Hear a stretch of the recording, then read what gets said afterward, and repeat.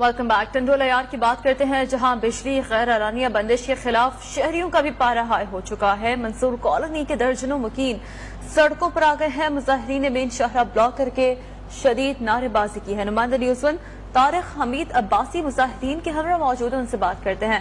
کہیے گا اس وقت طارق کیا صورتحال دیکھنے میں آ رہی ہے؟ جی ناظرین، اس وقت میں موجود ہوں ٹنڈول عیار کے حیدرآباد میرپور کا روڈ پر۔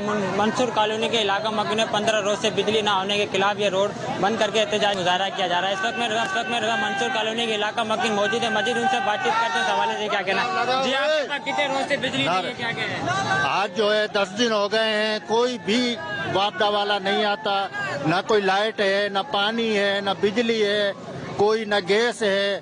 اس لیے لوگ بہت زیادہ پریشان ہیں۔ آج جمعے کا دن ہے، نہانے کے لیے گھروں میں پانی نہیں ہے۔ کیا کریں، مجبوراً روڈ پہ آ کے احتجاج کرنا پڑ رہا ہے ہمارے کو، کیا کریں واپڈا والوں۔ جی آپ نے ان کی بات سنی، ان کا یہی کہنا تھا کہ 15 روز سے ہمارے گھروں کے اندر نہ تو پانی ہے، نہ تو واش روم کے لیے، مسجد میں وضو کرنے کے لیے پانی موجود نہیں ہے۔ طارق حمید عباسی، بہت شکریہ آگاہ کرنے کے لیے۔